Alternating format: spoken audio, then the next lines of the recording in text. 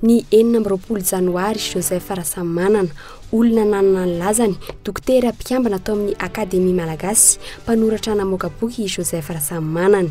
Ny volana janoary toy izao no nahaterahany tamin'ny taona 1790.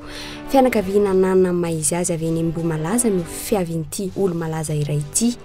Isan'ireo nalefa ny mpanjakavavy Ranavalona faharoa anaraka fiofanana miaramila tany Frantsa ny tenany.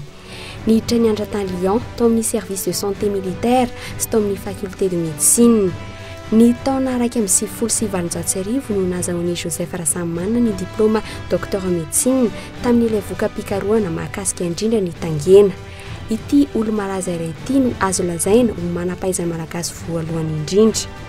Rehefa tafaverina teto an-tanindrazana Joseph Rasamanana dia isan'ireo mpampianatra teo anivon'ny École de médecine royale ankoatra mampitsabo azy. Taoriana nidirany frantsay ka nahazana tany Madagasikara ny taona 1970 dia notendren'ny fitondrana frantsay ho professeur nampianatra tao amin'ny École de médecine de Tananarivo izay naoriny Général Kaleny i Joseph Rasamanana. Maro ireo fikarohana nataony izay tsy mba nivoaka akory tamin'ireo gazety boky malaza tany Frantsa tamin'izany fotoana izany.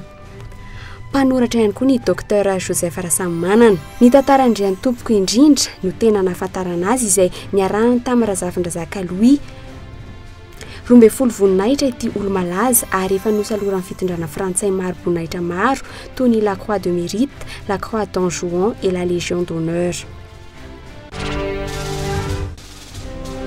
4 janoary 1790 voafidy ho solombavam-bahoaka Ramatoa Eliza Rasoamampiona, izy no vehivavy malagasy voalohany teo amin'izany toerana izany.